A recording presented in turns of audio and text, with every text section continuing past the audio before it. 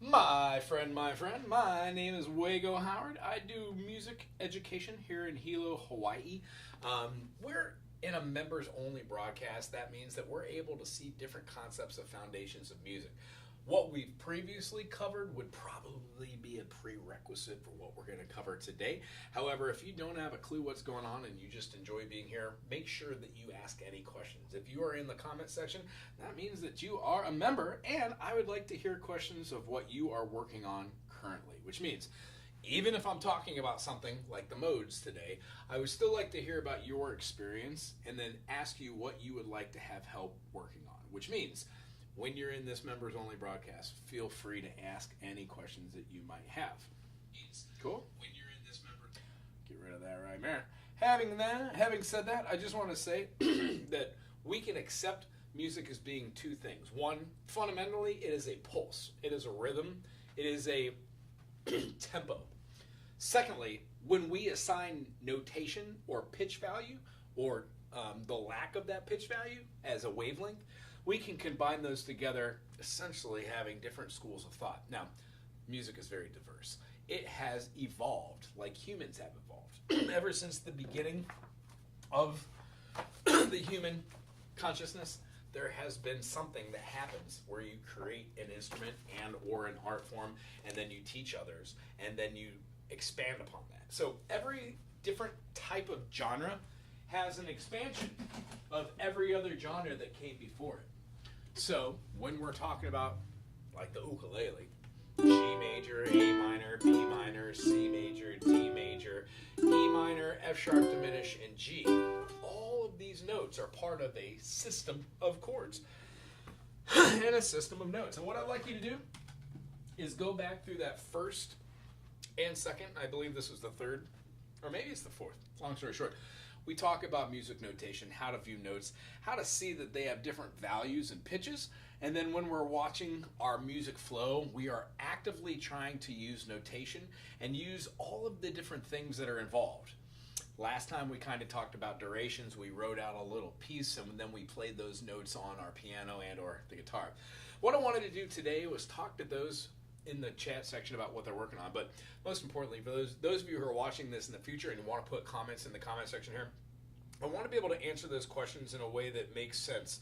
And the best way to make sense is to show what basic music theory is through the eyes of the scale. So what I'd like to do is just start off right now with the key of C major. When we play in the key of C major, there are no sharps and there are no flats, meaning when we have a stave like this or a clef, we're going to be putting bars here and turning this into a measure. Now, what this does, it takes our staff and it has a single way of seeing this as being a clef.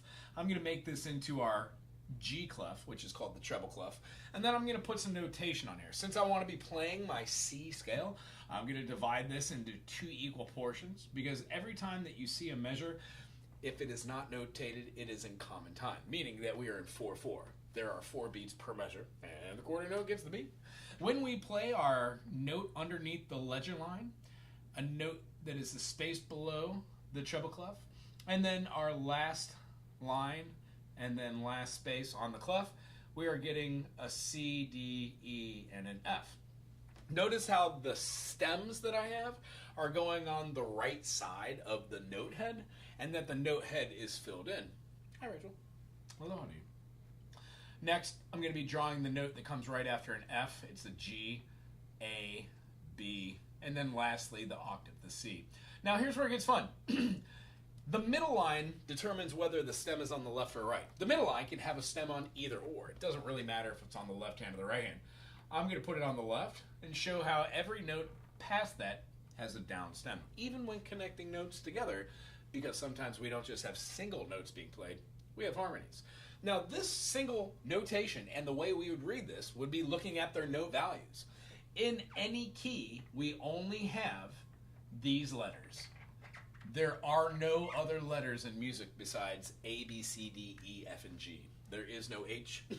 When we're doing this, we generally try to find all the C's, and then we put them on our staff. Here's our C5, which is resonant right here. Our C4, otherwise known as middle C on a piano, is right there. This is also the C that the ukulele has as its thickest string.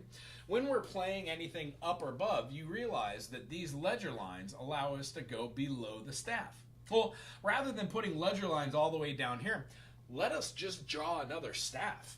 When I put 5 lines again, and then I connect the 2 staffs together, this becomes something called the grand staff. Otherwise notated as having 2 clefs. Generally, you have a treble clef and then what we would call the bass clef. Now this bass clef is called the F clef because this line is the F and this line is the G. These are both the clefs that the bass and the treble clef work from. When we walk this F, F, G, A, B, C, this middle C can be notated by actually putting F, G, A, B, and then a space or a ledger line above the bass clef. This note, although it's right here, is the exact same as the C. These are called perfect primes. When you have 2 notes of the exact same pitch, they have the same wavelength. However, we generally do not write our perfect primes together. It's either one or the other. Why? When you play piano, there really is no way to play 2 different C's. You would just have 2 different notations and it's kind of weird to read. When we go down in pitch from our F, we have an E, D, and then we have a C right here. If we were to go down C, B, A, G, F, E, D, C, we would find that there is another C below the bass clef. Now, if you're watching this, you might have already learned a little something about what's happening. This is on a space, C5. C4 is on a line. C3 is on a space. C2 is on a line. See where I'm going? The next one, when we go down below, and we elect to get a C1, we've got our C, B, A, G, F, E, D, and then C. The reason why I put 2 spaces below is the lowest C that we have on the instruments, like our piano, would literally be down here, physically. C4, C3, C2, C1. That's what that note sounds like. When we go below that, the line is the B, and then when we go right below that note, we've got an A. The lowest note on the piano will be right here. And you can realize that it is going to be 6 ledger lines below, and you get an A. Why am I showing you this? Well, gee golly whiz, there's a purpose to it. This is called the landmark series. When sight reading, it's awfully hard in the beginning to go, what's going on this piece of paper and what do? I'm playing X instrument, and I don't know how to play X instrument. But what I want to do is learn how to play X instrument. Whatever that instrument is, guitar, harp, banjo, your voice, you have to kind of have an idea of what you're doing or else it just doesn't come to you. We stack ideas on top of each other and they become increasingly easier to understand. So, when we go from our C5, C, D, E, F, G, A, B, C, line, space, line, C6. When we do our line system all the way up, you know, and I had a student ask me the other day too. They said, Wago, why don't we have 3 clefs? Why isn't there like a clef above here? And I said, oh, that's actually a great question. When we write for multiple instruments, they're all on their different instrument clef. Most of them are written for a C or a G or an F clef. Meaning, if you have another clef, which up to a certain point, all clefs look like this. This would be our middle C. Makes sense, huh? All music was written this way until after, I think it was a Renaissance, or at least 1400 out there. When we do C6, C, D, E, F, G, A, B, C, we get a C7. And then lastly, if we keep going up in pitch, C, D, E, F, G, A, B, C. When we hit that high C, it is the highest pitch on the piano, therefore I quit. I love to quit. This one is our C8. There are 8 C notes on a standard 88 key piano. Whatever your instrument is, it will fall in between a certain segment. This is called a range. When we have a range, that means that an instrument can go from the highest intonation to the lowest intonation on any given pitch. When we have an instrument like an E-flat instrument, whether it's a flute or we're using maybe a saxophone or an F instrument like a French horn, these will all be written in different clefs. Obviously, instruments that sound lower are generally going to use the bass clef. When we see that a C, a D, an E, an F, a G, an A, a B, and then a C, and notice how I did this. When we do this level here, this is our A, C, D, E. Now notice these stems. Right here, I'm going to keep this one up here, but notice how that one, the stem keeps going? And I know it matches that, but look how much more uniform it looks when you put that note on the other side. It feels as if it's easier for the eye, and it is. It truly is. Whenever we go above the clef, being able to put our stem going downward. And the truth is, what we're doing is we're taking the note and we're rotating it 360 degrees. So when we see this go, the stem's going with it when we move. There's no reason to have a note. You will never see a note that looks like this. It just looks awkward looking at it. You will never see a note that looks like this as well, because that looks like a B, where these two together make a 69. So we want to avoid the 69 at all costs, folks. Hey, we're on a mission here. All right, so what we want to do is look at this as just being a major scale. This is the foundation unto which you describe moduses, modes, moods, the things that are scales, 7 notes, do, re, mi, fa, sol, la, ti, do. And then when we manipulate any of those notes, we get a different modus or a different scale. I'm going to talk to you today about 7 that are standard. They're called the diatonic modes, or the diatonic scale gives you the standard modes that are in every key. You learn to associate them with your family keys. It's lots of fun. You get to nerd out on it like me if you are a big geek. Other than that, I would say the one really cool thing we could do is you have chord association, family association, and knowing a little bit about music theory, analyzing music, and then writing music. All these things are going to help you step outside of the normal scenario. And if you want to be a normal musician, by all means. I'm sure there's a YouTube channel out there that tells you how to play G, C, and D, and you're going to love it. However, if you're like me, a little awkward, maybe the music you want to write needs to have a foundation to get to that tension and release, that consonant and dissonant approval, and then moving back and through to find, things that make you feel good as a musician. All right, I have a little conformity here. What we have is the Landmark series and 2 scales. Both of these are the C major scale, otherwise known as the Ionian mode. Now, this is C Ionian.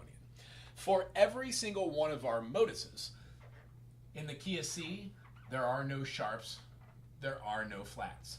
So when we write out the 7 tones in the key of C, we have C major, D minor, E minor, F major, G major, A minor, and then lastly B diminished. And please, look at what I did right next to those letters. 2 things to explain here. When you have notes on a staff, you put the accidentals, which would be our natural, it would be our sharp, it would be our flat, it would also be our double sharp, and then our double flat. Now, I know most people haven't seen these 2 extra jumps. Don't worry about it. We'll explain those later. When we're doing these 3, these are the accidentals. And it's not accidental that we... No, I'm not going to go there. Anyway. Whenever we go up in pitch, that's called an augmentation. Whenever we go down in pitch, that's called a diminishment. So no matter what note we pick, if we go up in tone, that's an augmentation. That's called falling flatly or diminishing by half steps. When we raise by half steps, this is called an augmentation, or a chromatic scale going up in step. The whole point of doing this is to learn what notes... No! Almost knocked over my instrument. Put it in the case, folks. By going through these notes as a chromatic scale, we realize that sometimes notes have 12, sometimes they have 7. We are explaining these through the eyes of the scale, which is called a diatonic scale. The chromatic scale, as we explained in the last, has 12 notes. They include all the other different notations, meaning when we play a scale of do, re, mi, fa, sol, la, ti, and do, we have a tonic. We have a major second, major third, perfect fourth, perfect fifth, major sixth, major seventh, and then perfect eighth. Now there are notations above that, but we're using the same scale degrees. The second will be a major 9, major perfect 11. You would have a major 13. The whole idea behind this is all of the notes in a diatonic scale are major intervals. Major second is a combination of 2 minor seconds. Now, we've already discussed this in previous sessions, but I just want you to see here on the piano. If we do any note, let's say we're doing like a G here, and we do a G sharp, this is a minor second. Well, a G sharp to an A is also a minor second. So if we omit the middle note and we don't get that dissonance, and we just do the 2 notes on the outers, we have a minor second plus a minor second equals a major second. When we keep adding minor seconds, we get a minor third, major third, perfect fourth, augmented fourth, perfect fifth, augmented fifth, major sixth, minor seventh, major seventh, P8 or octave. And of course, if we kept going up, 9, there is no 10, it's just a major or a minor. And then our 11, there is no 12, and then we have 13. So all of those happen to be intervals. They are either going to be consonances, which sound great, like a 1, 3, 5, or dissonances, like a 1, 4, 7. Either way we play these, consonances feel and sound good. Dissonances are going to have some tension, even perfect fours.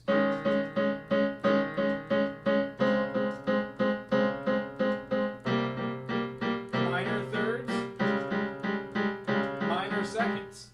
Each of these, when we put them together in context, can be pleasing, with dissonances and consonants leading to tension and resolution. That's the whole point. It's tug of war when you're playing with the 1 and the 5, the root and the dominant. So this root and the dominant cause tension. You can use the subdominant, which if you're not playing a song that has the dominant in it, let's say we're just playing a song that has C and G in it.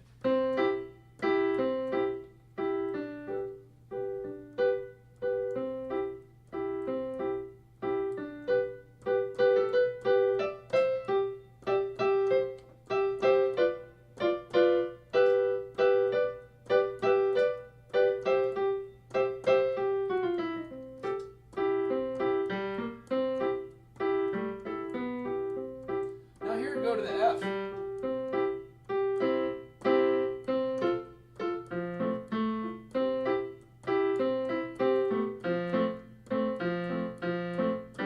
Dominant, subdominant, tonic. Whenever we utilize the 1, 4, and 5, most music is that. A 1, 4, 5 progression. Most blues, most rock and roll. When we alter it and put in different chords, we kind of see something fun like C major's relative minor is A minor. Therefore, they're kind of the same. G's relative minor is E minor. Kind of the same. D minor's relative major is F major. So, kind of the same. And when you play the G like a G7, you get a B diminished. Now, this is advanced extension chord kind of learning, but that's where we're going. We're reviewing these things on the staff, so you can start making heads or tails out of this stuff so you too can start sight reading. don't wait your whole life to sight read something, you know what I mean? Start off small. We start off with the Landmark series. We get very, very familiar where all the C's are. We get this scale on a left hand, and we realize our fingies have names. Our thumb is going to be the 1, 2, 3, 4, 5. This is when you're playing piano. When you're playing anything other than piano, our thumb is not something we use, the opposable thumb. Therefore, all of our other fingers when we're playing piano would be 1, 2, 3, and 4 for guitar, or mandolin, or ukulele, or banjo, or balak, or sanchin, or anything else. It's just that's how we use our fingies. So, over here, we would assign hands. This is, of course, going to be our left hand. This is going to be our right hand when we're thinking piano-wise. When we have our tonic, major second, major third, perfect fourth, perfect fifth, major sixth, major seventh, perfect eighth, these otherwise are known as the root. This is the sub-root or subtonic. I think a better way to explain this one rather than root or foundation will probably be just saying tonic. Why? We're talking about scale, tonic, diatonic. What does diatonic mean? Oh, gee golly whiz. If we were to go over to our piano and we were to play a C major scale, with our right hand, we would ascertain that. The whole point of this one is to get good at playing these little variances with our left and or right hand, and that gives us the ability to see that there is function to it. Our C, C,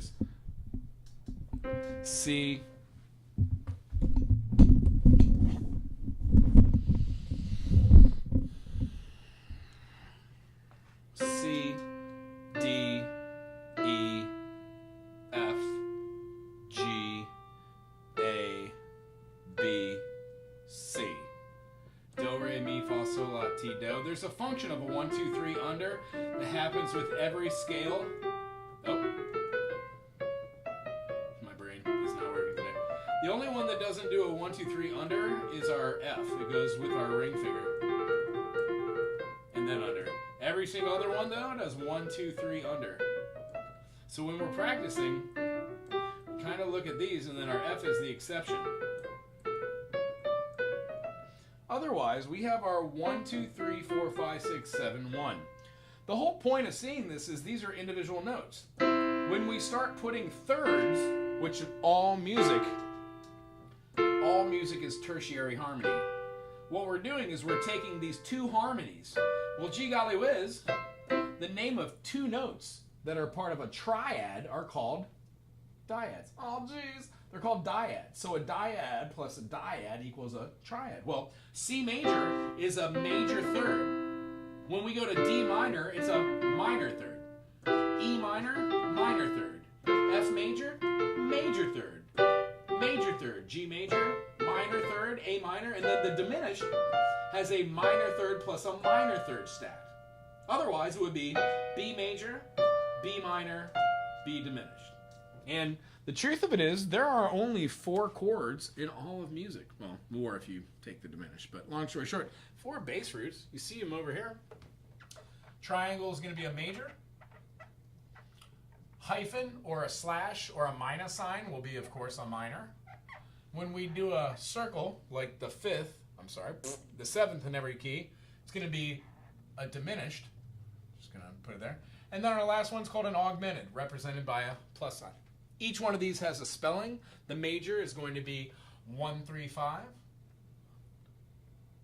When we put a third above it, and then a fifth above it, we get a C major chord. When you stack notes upon themselves, that's when these chords become playable. The whole point behind this is these 3 notes, when layered upon themselves, become the C major. The next notes that we have would become D, F, A. We'd have E, G, and B. And do you see how stacking these notes leads to us having chords? Those first 4 notes there, when we see them on the right hand, are C, E, and G, played as stacked chords. D, F, A, E, G, B, F, A, C. And then even though it's not written here, we would know that this is going to be a G, B, and a D. I needed to extend these just a little more. And does one see now how each one of these becomes our chords? When you learn to view these notes, you will start seeing them. I actually would change the stem on those just because it now makes sense to go on the other side, but I'm not going to do that to us right here. It makes a lot more sense to see these as stackable chords. And then the whole point behind this is sometimes we don't see these as tertiary harmony. Sometimes we see these as intervals of major seconds or minor seconds, unto which anytime you have a note like that, you would see the note on the staff, and then a major second and a minor second would touch each other. A major second and a minor second are the only two notes in music on the staff that touch each other. All other notes do not. A major second, minor second. When we do thirds, there is obviously a gap. It goes from a line, space, line. Line, space, line. Even though they look exactly the same, they functionally split. They move around. The most important one that I would say besides the tonic and the dominant inside of a key signature is called the mediant. M-E-D-I-A-N-T, mediant. The mediant determines whether a chord is major or a minor. If we take that E major and we flatten or we diminish the third, it becomes an E flat, thusly giving you a like a melancholy type of sound, a little bit less than fun. When we go past here, we've got our mediant again, but this is called a submediant. Now, I would love to go into explanation here for the submediant. Honestly, I'm going to do a whole video part of the series where I will answer questions about why things are like that. And then as far as our B diminisher, this one particularly is called the lending or leading tone. Again, when you put this into a scale, do, re, mi, fa, sol, la, ti, do, that resolution is the best tension release that you could possibly get. We want to resonate, resolve that pitch by going up in step. If we were to resolve something going down in pitch, it's more or less considered a tritone substitution, onto which we will talk about these things later, and it really involves knowing what your notes are for a family key. Now, what I have just laid out, if you were to read this and play this using your hands for the piano hands, we'll do a quick review on what all those C's are, just so you can see them on the piano. I don't know if I'm out far enough.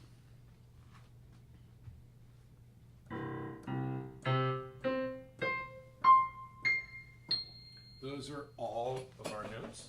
If we're going to play what's written on the board, we have C major, D minor, E minor, F major, G major, A minor, B diminished, C.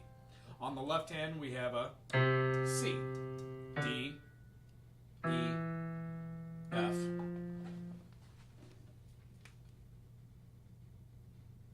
Sorry.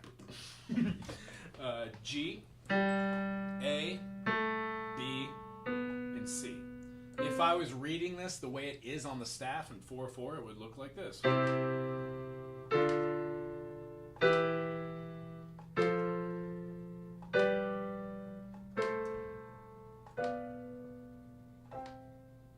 All of these are triads on the right-hand treble clef, but they're not played in order from left to right, which would give you rhythm or tempo or the pulse. They're played as stacking, which also, unto its own, is its own type of interval and its own type of rhythm and pacing. I do hope that makes sense, because everything we're about to do from right meow is part of this concept. So, having said this, if you are a musician and you have never written this down on a piece of paper, that means that you have not completed one of the most essential parts of learning how to play music, which is composition. If you play an instrument and you've never put a note to a piece of paper and or a writing program and or visualize your notes in structure, you're doing yourself a disservice mentally by not visualizing these. Oh, little screen capture? I have no clue how to do that. What do you press? Like, I don't want to press anything. I'll probably turn off this. So maybe like select all. I'll go back and take a picture. So one of the really cool things that we're looking at right here is this. This is an essential part of being a musician. If you have never done this and you do not know that a 1-3-5 is a major, or when you flatten the median, as we saw, you get a 1-flat-3-5, which is a minor. Our diminished is a 1-flat-3-flat-5, and then our augment is a 1-3-sharp-5. Now, most people have never heard of an augmentation or know what that chord is because, frankly, it's not in a major scale. Whenever we're playing a major scale, we've got major, minor, minor, major, major, minor, diminished, and then there. Our augmented chord is a 1-3-sharp-5. And when we get to the end of this lesson, I'm going to explain to you why most people never see the augmentation. It's not in a major scale. It's not in a key signature that we see through our circle of fifths. It is only in our minor keys. And the reason being, when we get to the point where you understand that 7 notes inside of a scale are called a diatonic scale and that they have family chords, you will understand that the notes that we chose that are the major second, the reason why the C to a D is a major second is because there is a note or a half step in between those 2 notes. Naturally, in music, we have something called a half step that presides in 2 different locations in that 7-note structure. So when we go from C to D, that's a major second, a whole step. When we go from D to E, that is a major second, a whole step. However, in between our 3 to 4, that's a half step. So when we're writing out our major, 1, 2, 3, 4, 5, 6, and 7, these are the notes on which we judge the interval quality. That means that always in a major key, there will always be a half step or a minor second in between 3 and 4 and then 7, 8, the resolution. All other notes or notation inside of every major key are whole steps. Therefore, whole step, half step, whole step, whole step, whole step, half step is the spelling for a major scale. Do, re, mi, fa, sol, la, ti, do. No matter where we go.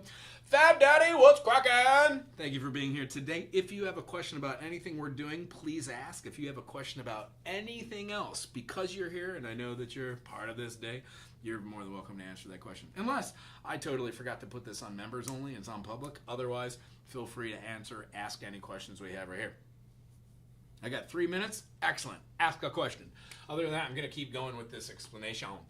All other modes are judged off the quality of the major scale. Therefore, if we wanted to play a mode, there are 7 different types of moods that arise from one family of chords. They're all kind of the same, but we put different notes in and it gives a little bit of gravity of depth.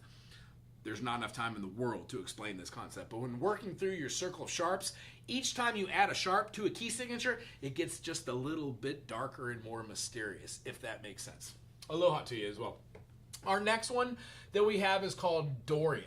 The reason why Dorian is part of a mode system that is a minor chord is because when we're playing in the key of C major and we're playing our 3 different types of key structures using diatonic structures, we have a very, very special concept.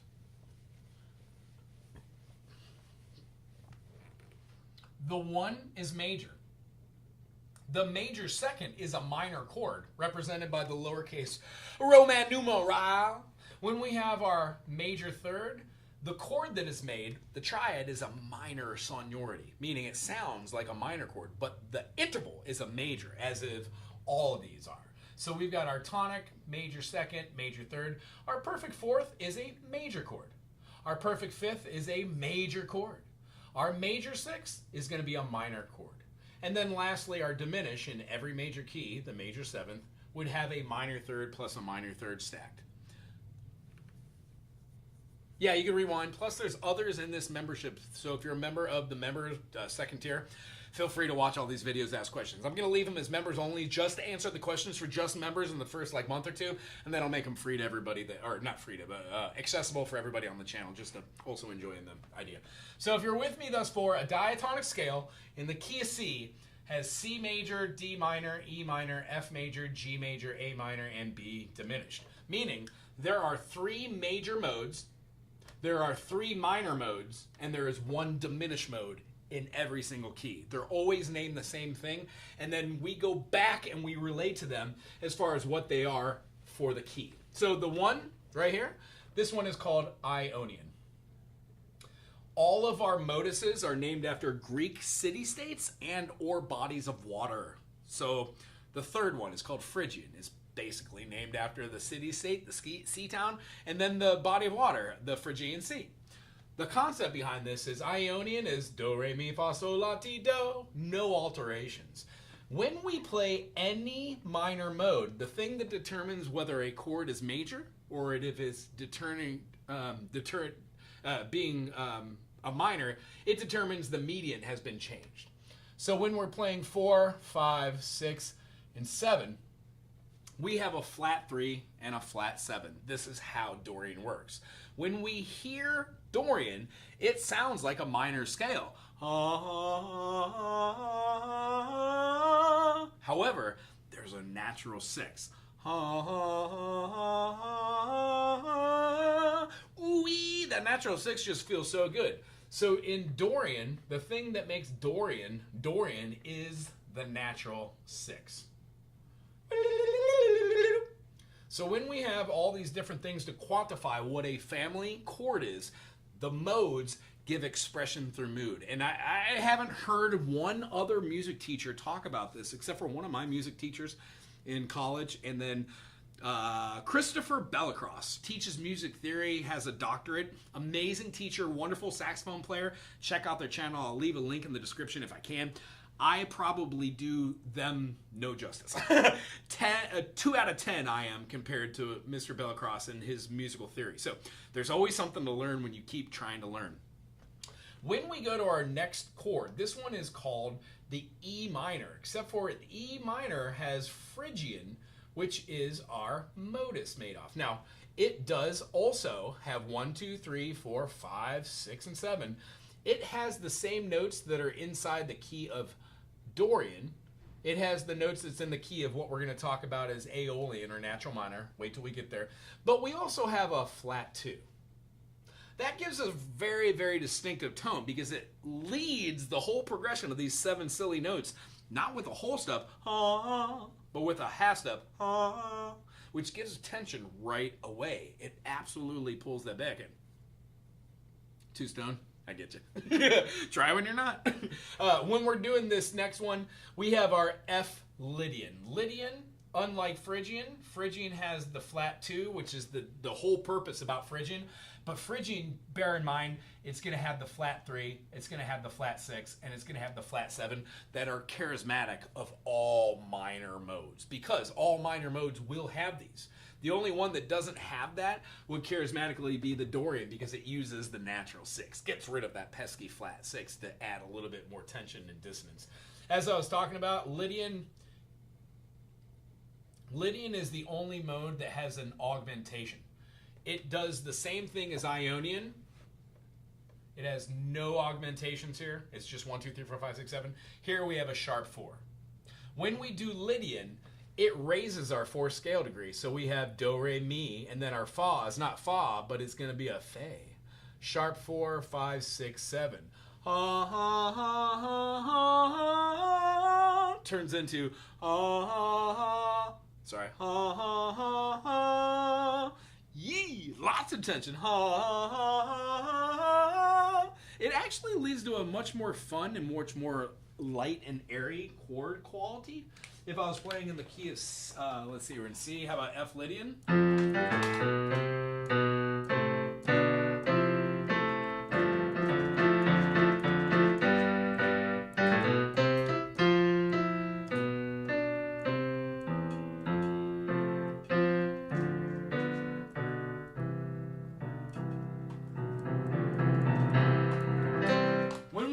Our B natural, it feels odd to the ear that has practiced an F major scale, because an F major scale is a B flat.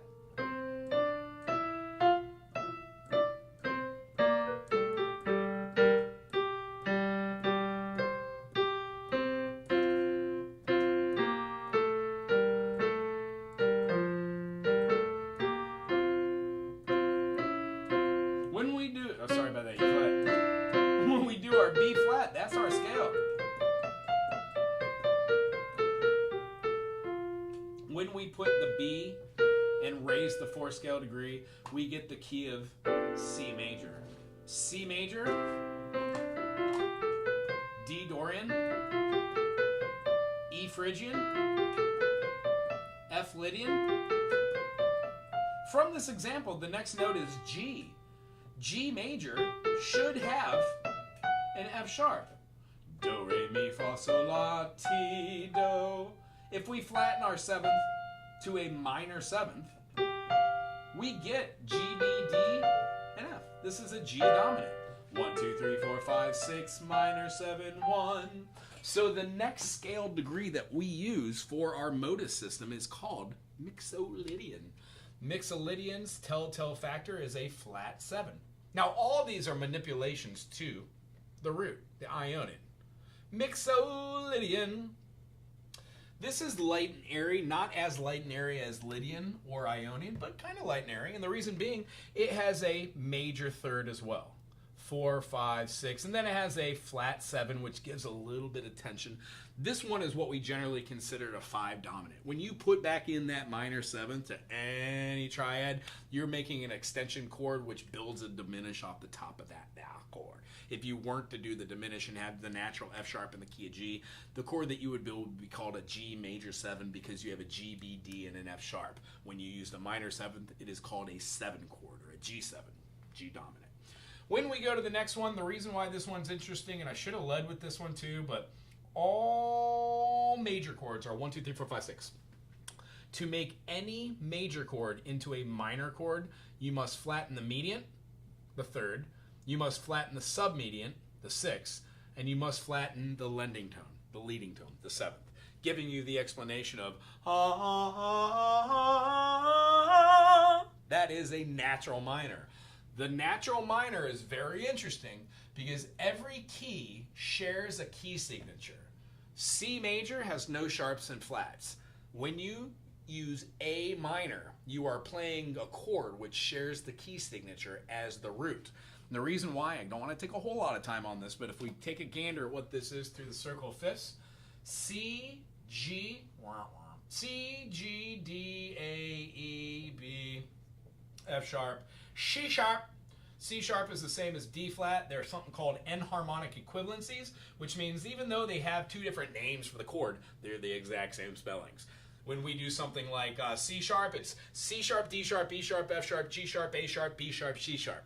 7 sharps. I would much rather play in D flat, which has 5 flats, D flat, E flat, F, G flat, A flat, B flat, C, rather than playing in C sharp. And most people ask me, how do you do that? How do you know how to just go blah, blah, blah? And what is it? The idea is, when I first started learning how to do this, I didn't understand what it meant either. I was just told to learn them. It makes sense now. It's overwhelming to learn all of music, but the way that you learn how to do music is by learning all of music. And it seems preposterous to say that, but it's not something you learn on a Tuesday. It's something that you learn on every Tuesday. It's something that you learn on every Tuesday for the rest of your life, and by like the 500th Tuesday, you become a lot better than you were at the 3rd Tuesday. And I hope that makes sense. Keep going at it. For those of you who like music enough but love doing the nerding out on it, I'm here for you. When we do our circle of flats, it is the circle of force, meaning when we go smarty, smarty, smarty, smarty, we go out to the fourth. C, D, E, F, F, G, A, B flat, A, my brain, B, C, D, E flat. So when we go around all of these, every one of these on the 4th has a flat except for the first one, F. I am not going to go into the spellings of all these. C has no sharps, G has 1 sharp, that sharp is F sharp, D has 2 sharps, F sharp, C sharp, A has 3, F sharp, C sharp, G sharp. I'm not going to go into the explanation of that because that's what I did last time for this particular Tuesday. You could go back and watch that, and then if you want to, I could put a link right in this description. What we're going to do is we're going to focus on the A right now. C major has no sharps and flats, meaning when we play this key, we've got a stave that has a clef and no sharps and flats. That's how I know this is the key of C major. When we go to the key of G major shares a key with E minor. I know that because when we have one single sharp, that one individual sharp is the G major scale.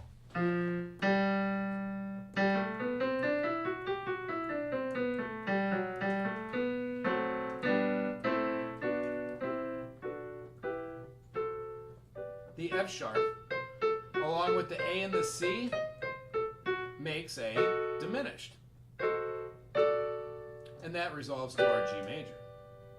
The reason why we know that A major has 3 sharps is because G major has 1 sharp, F sharp. When I go up a fifth, D major has not only the F sharp, but it adds a sharp 5 notes away. When we go from D to A, we're adding another sharp. Yes. 5 notes away. F sharp, C sharp, and G sharp. These are the sharps in the key of A. A, B, C sharp, D, E, F sharp, G sharp, A. When we flatten the 3, the 6, and the 7, the reason why A major shares a key signature with A minor shares a key signature with C is because in the key of A, when we have 3 sharps and we play A, B, C sharp, D, E, F sharp, G sharp, A, we get ourselves 2 tetrachords that have 3 notes of being sharp. Well, what are those 3 notes in the key of A? A, B, C sharp, D, E, F sharp, and G sharp. How do you make any major, 1, 2, 3, 4, 5, 6, 7, a minor? You flatten the 3, you flatten the 6, and you flatten the 7. When we do that in the key of A, it leaves us no sharps and no flats. Hence, A minor and C major share a key signature. Whenever we have something, let's say we were doing the key of, how about we do like the key of D? D has 2 sharps, F sharp and C sharp. D, E, F sharp, G sharp. I'm sorry.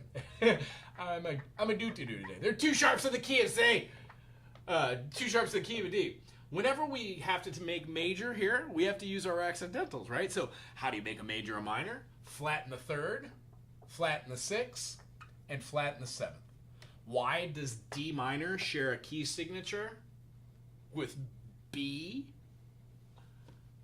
D minor, well, F major, F, G, A, B flat, C, D is the 6th in the key of F. This now would be my minor 1.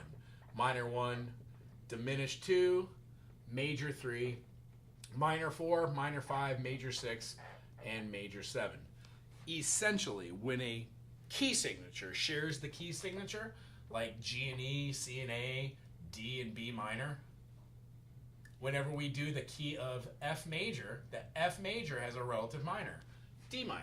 You just saw how I took a key that had 2 sharps, flattened the 3, 6, and 7, and it just so happens now we have 1 flat in the key of D minor. Well, it's the same thing-a-ding-ding as the key of F. When we play the key of F, we have F major, G minor, A minor, B flat major, C major, there's our D minor, and then E diminished, and then F. Well, if we don't view this key signature through the eyes of F, but we view it through the eyes of its relative minor, we have D minor, E diminished, F major, G minor, A minor, B flat major, C major, and then D minor again. It is the exact same notes, and the reason why they share a key signature and we call it natural minor is for exactly that reason. And then the last thing that we wanted to do after talking about Aeolian, which is the natural minor, I'm going to put that here, NM. One of my favorites is right now. This one's called Locrian. It'll be the last one we talk about besides the harmonic minor, Locrian. And this one is a flat 2, flat 3, flat 5, flat 6, and flat 7. Locrian is Dorian is, I'm sorry, wrong explanation. Locrian is Aeolian and is Phrygian, but then we add the flat 5. So it is the darkest, most tense building mode of all of the modes found in a diatonic scale. Meaning when we play 1, flat 2, flat 3, 4, flat 5, flat 6, and flat 7, we achieve intervals in betwixt these that cause the most tension out of 7 notes always. So the whole idea is when we're looking at, let's say, we get rid of some of this nonsense. We do it just through the eyes of C. Here's our circle of fifths. Here's how we find our majors. Here's how we find our minors. Here's our diminished. C, D, E, F, G, A, B. C major, D minor, E minor, F major, G major, A minor, B diminished. Do, re, mi, fa, sol, la, ti, do. 1, 2, 3. Sorry, 1, 2. Burp, burp. 1, 2, 3, 4, 5, 6, 7. C Ionian, D Dorian, E Phrygian, F Lydian, G Mixolydian, A Aeolian, B Locrian. If you want to, you can see how these notes that are not them do not matter when we're trying to discuss the modes. Anytime you have a chord progression that are played out of any of these chords, these modes will sound great, super sweet, bodacious, if you will. So let's say that we just use some of these chords. Let's use our D minor, let's use our A minor, let's use our G, and let's use our C. If we were to split this into a cadence or a progression, putting it in 4/4, and then repeat this over and over again, with these notes, we can choose to play D Dorian, A Aeolian, G Mixolydian, and C Ionian. Right here. This is how modes work. What is the thing that makes Dorian awesome? The natural six. What's the natural six in the key of a D? It would be B natural. So what we're looking for is to go, I'm playing any minor chord here, and what I want to do is play Dorian. You don't have to play Dorian over a minor chord in the key. You could have played Aeolian or Phrygian or Locrian. Phrygian and Locrian wouldn't work because you have a half step in the beginning. However, you can make them work, I swear. There are no wrong notes in music. When we're doing our Aeolian, where are our half steps, or what's the thing in Aeolian that makes it special? Oh, gee golly whiz. Well, the flat six is different than the Dorian, the natural six, so that probably would make sense. Let's put the flat six there. What's the flat six in the key of Aeolian? Cool, it's already naturally there. What's the six? A, B, C, D, E, F. Cool, well, let's try to focus in on that F there. Noise. And then when we're looking at this here, our G Mixolydian, we know that C major has no sharps and flats. 1, 2, 3, 4, 5, 6, 7. Our seventh note of the key of G is F sharp. So when we flatten that to the minor seventh, we get an F natural. Oh, well, looky there. Our flat 7 in the key of G is an F. Our 6 in the key of A is F.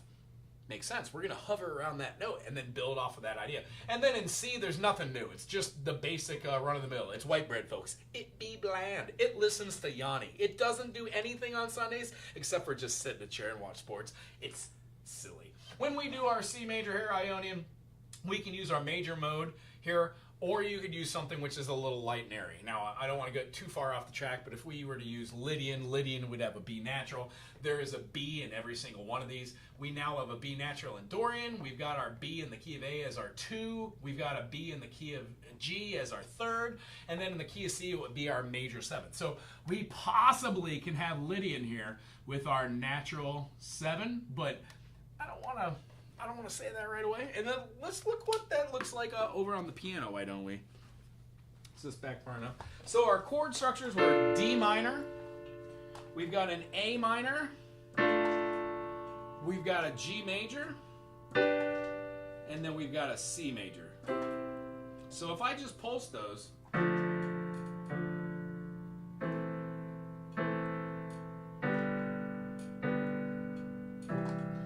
played C major and made a pattern from it. How about 1, 3, 2, 4, 3, and move that to D over the top of that chord structure.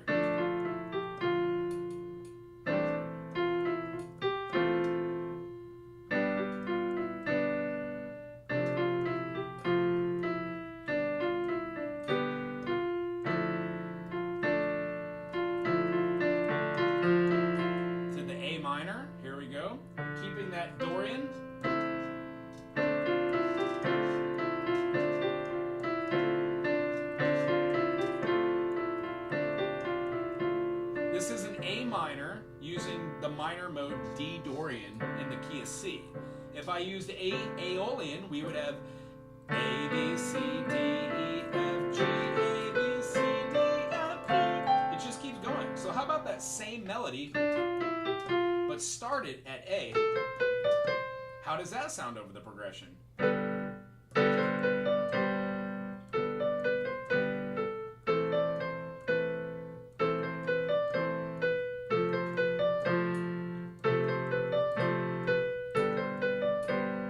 How about both of those moduses?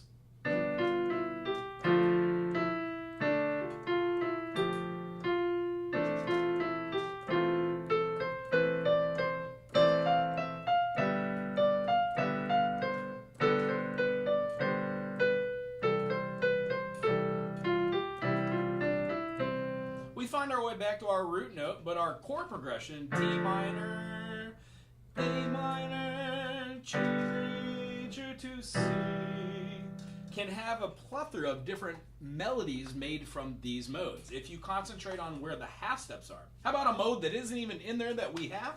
How about G, A, B, C, D, E, F, G? That is G Mixolydian. It allows us to see a G major becomes a dominant chord. Not using the major seventh, but the minor seventh. So we have something like this. Here's our D to our A minor, to our G major, and then to our C major. If we use that F natural from our Mixolydian,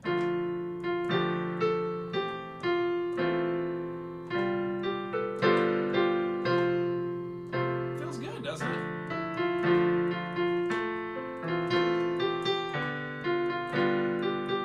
And I know it's hard to think of doing individual melodies which don't seem like you're like going like Dorian, you know.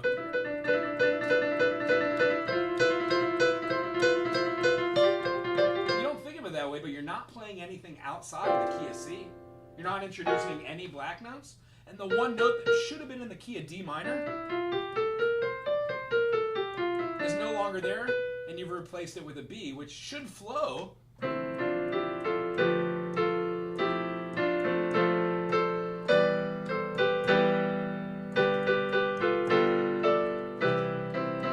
Should flow with all of your dyads in the key of C. Doesn't matter what that dyad is, as long as you're not going to any black notes and then going back to a way. I mean, you can move through diatonic structures, but in the beginning, while you're trying to understand concepts, I would not move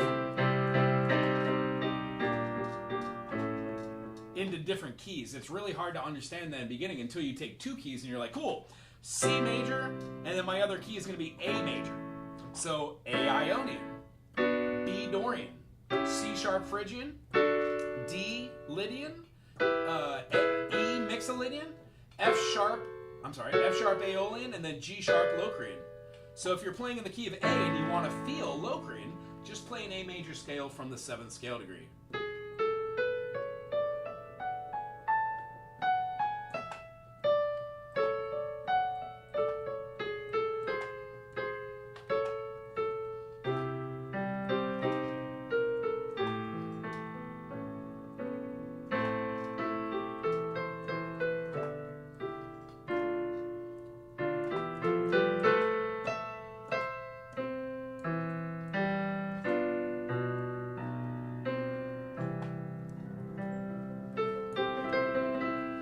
What you want to do from the beginning idea of being able to play any instrument is learn the basic core function of what these are. The last thing I'm going to show you, as I promised, was how to turn any major into a minor. 1, 2, 3, 4, 5, 6, 7. 1, 2, flat 3, 4, 5, flat 6, flat 7. And at this point, what I want to do is show you that Aeolian that we use as being just the chord that is our natural minor. It is found in every key, meaning in the key of C major, when we play C, D, E, F, G, A, B, and C, or A major, A, B, C, D, E, F, G, or how about G major, G, A, B, C, D, E, F sharp. So F sharp, C's got no sharps and flats, and A has 3. It's got the sharp that was in the key of G, sharp that was in key of D, and sharp that's in the key of A. How do you make any major a minor? You flatten the 3, you flatten the 6, you flatten the 7. Great. E flat, A flat, B flat, B, E flat, F natural. We took 3 major keys and we altered them to now be minor keys. A major turned into A minor. C major turned into C minor. Do you see now why C major and A minor share key? Here we've got C minor and E flat major. And then here we've got B flat major and G minor. Each of which are ridiculously hard to learn unless you learn them as baby steps on your own on your instrument of choice. Now it does not matter what these are. On stringed instruments it's a lot easier than pianos in my opinion because we're quite literally just drawing out shapes. It's patterns. Now, there are shapes and patterns on something that's like a fingerboard, but it looks different because it's vertical to me, so my brain doesn't register it that way. If you're the same way, I think you understand. Here's how we do this, natural minor. Another wonderful thing we could do is do something called harmonic minor, and that has a flat 3, flat 6, and it has a natural 7. The thing that makes this interesting is it delineates from having the minor, and it does a, oopsie doodles, it does a natural 7. That's what makes the harmonic different. Harmonic minor, yeah, wow. So this one works off of the submedian as the 1 now. It's no longer the 1, but it's the tonic, and it has a tonic with a natural 7. 1, 2, flat 3, 4, 5, flat 6, G's. And then natural 7. Let's look at it through the eyes of A. When we put back in the G sharp that was in the key of A major, C sharp, F sharp, G sharp, we put back in the lending or leading tone. That then makes this resolution a T-do, which is a half step, which is way different than Ta-do, which is a major second. That resolution is called a backdoor resolution because it has a longer gap to fill to have resolution from that. If we were to play this one as being a B natural, put back the B natural here, I would put the natural here.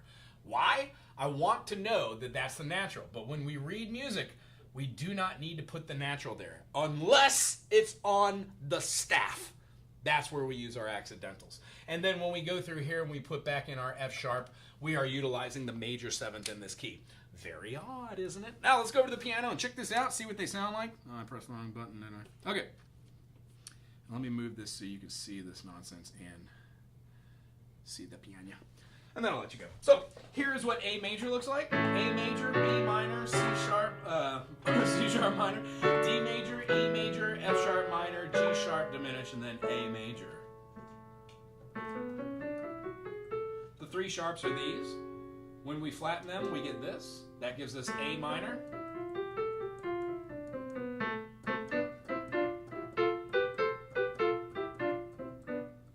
When we reintroduce back the G sharp, we have our A minor, A, C, E. We then have our diminished B, D, F. But then the next key that would be C, E, G now has this. Ooh-wee! We now have a C augmented. Our D minor, still the same, D, F, A. Except for now our E minor is no longer minor 5th, it's a major 5th. G sharp in there. And then lastly, we've got our, second to last, we've got our F. Right?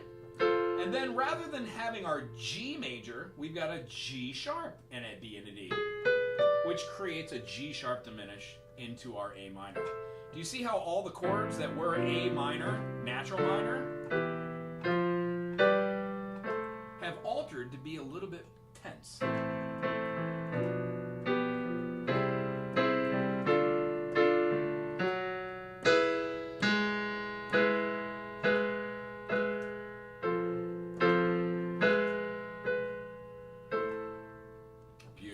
So that is harmonic minor. And just because I want to leave us in suspense, there is one more mode called a melodic minor based off of the same concept, except for we put back in the natural 6 and the natural 7.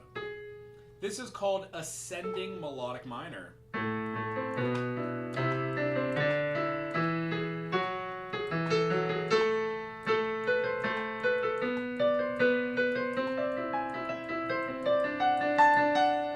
By putting back in the F sharp, we now have A minor, B minor, C augmented, D major, E major. We're going to have our F sharp diminished, G sharp diminished, and then A. What this does for the listener and for the composer, it adds in 2 more notes which alter every triad that involves those 2 notes. That is a huge overhaul for these notes. When we play our melodic minor ascending, we have our natural 6 and our natural 7. This is what our melodic minor ascending is, and it is a 1, 2, flat 3, 4, 5, 6, 7 ascending, and then descending, it reverts back to natural minor. That's right. When you play melodic minor descending, it is also called natural minor, but we do not call it natural minor. We call it melodic minor descending. I tell you what, I have fun every time I teach this stuff. I know it's a lot of information to ascertain. Don't listen to all of it. Only gather 10%. If you can gather 10%, like how we turned any major into a minor, you are sitting pretty. That means that you have the ability to understand what comes next. And what comes next for us is being able to take these concepts and view family chords based off of the circle of fifths, be able to do chord progressions and know distinctively what kind of mode you can use. And then the whole crux of this is, once you get really good at using these modes through context of just scales, and hearing the differences, oh my goodness, you're definitely going to be starting to make better note choices, or different. There really is no better. Esta no palabra para mejor. It's basically you're going to be judging your own quality and choosing different notes so you can have fun. The end result of this is you do not need any of this. Anything that I talked about in this last hour and 15 minutes, because none of it really is relative to your own musical advancement if you practice the practice of practicing. All this eventually will be done because you will stumble upon it on your own, but I'm here to help you with those aha moments and see that you're getting from one concept to the others like a tier system, steps. Nothing worse than trying to learn something like negative harmony or secondary dominant resolutions or common chord modulations in classical music from the period of the imperialist, when you're doing music analyzation. So the idea is, if you like Frank Zappa, do Frank Zappa. If you like Beethoven, do Beethoven. If you like Lana Del Rey, do Lana Del Rey. There is music in everything, regardless if it sounds funky. So all this kind of stuff, the big takeaway from today is these are modes. Modes are what you use in scales in lieu of just major. And then when you're going to a chord structure or a sonority that has a minor or a major or a diminished in function, there will be a 7-note structure that is set up with whole tones and halftones that will sound perfect over this. The whole idea of getting your particular tone is practicing the practice of practicing. That's what I teach. So if you dig on this, thumbs up, subscribe. Thank you for being here. I'm going to make all of these public at one point, but these definitely are for members only. Those of you who popped on here, thank you for answering questions and asking us. Really groovy. Other than that, be excellent. Have a great day. Aloha to you. Thanks for moderating, Rach.